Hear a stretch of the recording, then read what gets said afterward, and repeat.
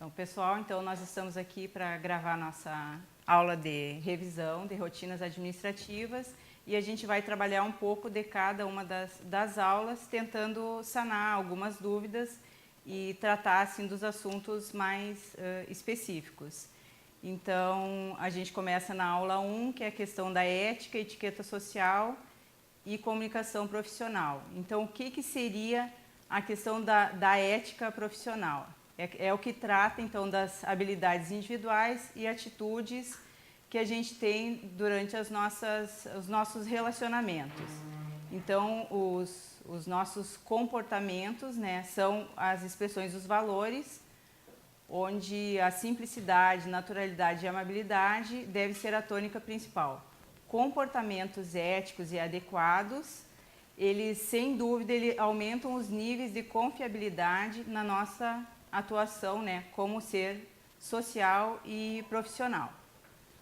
Com relação ao relacionamento interpessoal, né, então o relacionamento entre pessoas, considerando a forma de se comunicar e se tratar. Então, essa parte assim, é mais uma questão assim, de leitura e de entendimento como os relacionamentos, então, a parte de equipe, de trabalho, a parte de ética, a parte de etiqueta, como que a gente vai conseguir trabalhar de uma melhor forma no nosso ambiente de trabalho, né? Então, a parte ali o resumo ele trata com relação à equipe, né? Que é um pequeno grupo de pessoas com habilidades complementares que trabalham juntas visando atingir a um propósito comum. Então, essa é a importância da equipe. Não adianta a gente pensar que sozinho a gente vai conseguir resolver todas as demandas, todas as situações. A gente sempre tem que pensar que a gente precisa de uma equipe para a gente atingir a um propósito. E o relacionamento interpessoal é essa questão da gente se comunicar e como tratar, né, nesse ambiente para a gente poder ter sucesso e poder ter essa troca de experiências.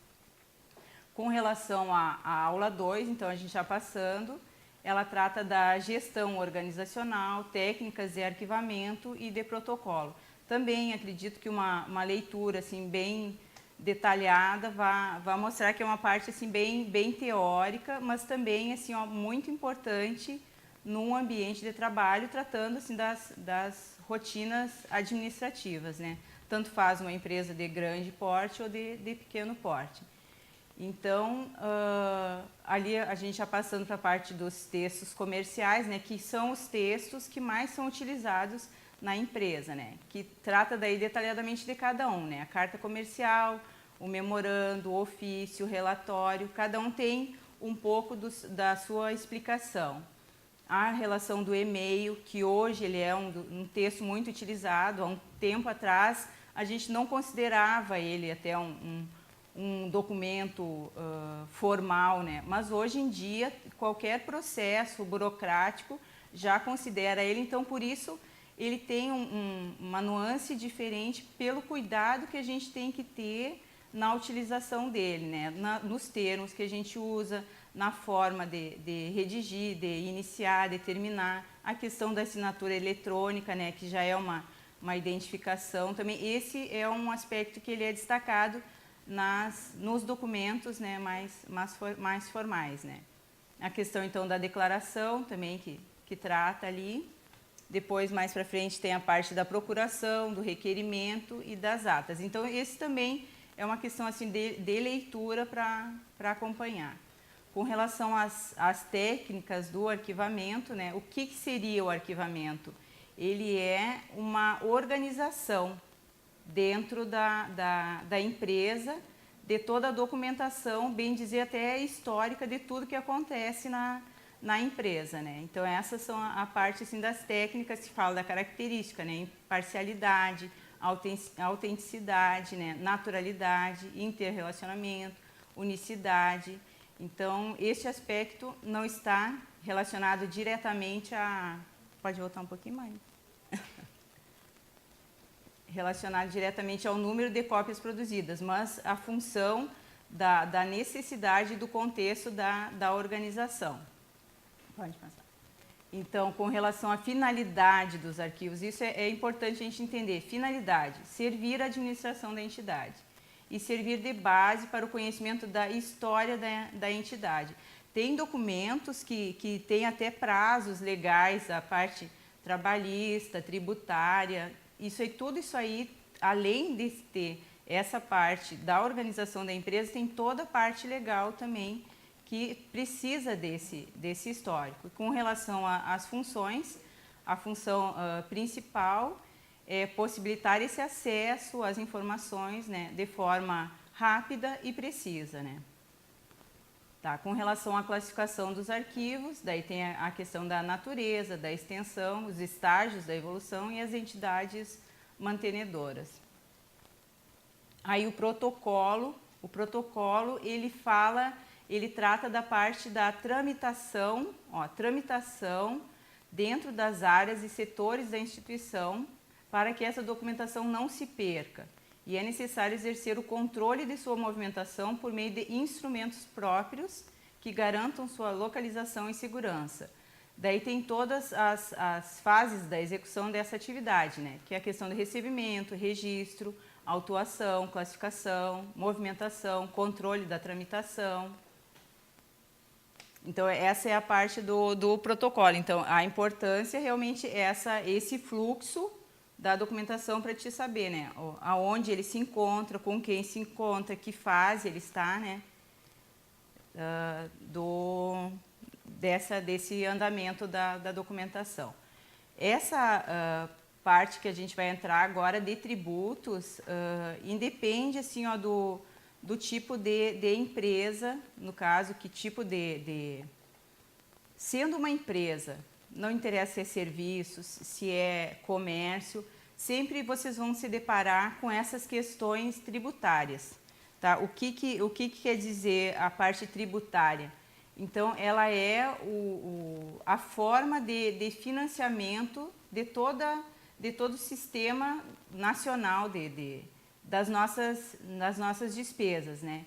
Então, no nosso sistema brasileiro, né, tem as formas de tributos. São as taxas, os impostos e as contribuições sociais. Então, tudo isso aí, tudo isso aí é tudo dentro dentro de uma legislação específica, né, dentro da Constituição Federal, dentro de legislações municipais ou estaduais, tudo isso é muito regrado e é muito, é bem dizer, tirando a União, que tem alguma competência residual, não existe tributos, impostos, não existe impostos, taxas e contribuições além desses que a gente vai ver agora. Então, o imposto ele independe de uma contraprestação e ele vai existir nas 3 esferas, União, Estados e municípios. Então, na União, nós temos o imposto sobre produtos estrangeiros, temos o imposto de exportação, o imposto de renda de pessoa física e pessoa jurídica, o IPI, que é sobre produtos industrializados, né? O imposto sobre operações financeiras e o imposto territorial rural. Existe até destacado ali em vermelho o imposto sobre grandes fortunas, que ele tem uma previsão legal, mas ele ainda não foi instituído com lei complementar para ser efetivo, né?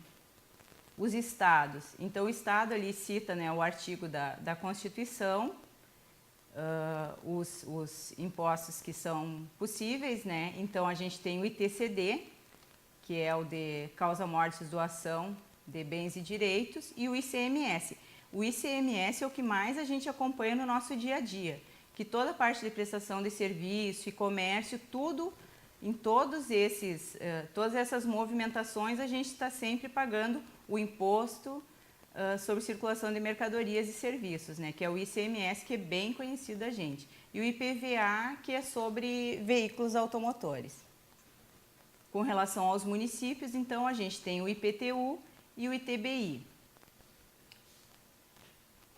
Então, as contribuições sociais, elas também, né, é uma contribuição que consta na Constituição Federal, né, e ela apresenta quais são os sujeitos, né, que tem que que são os sujeitos passivos dessa contribuição, que é no caso contribuidores, os empregadores, perdão, os trabalhadores, né, os administradores de concursos.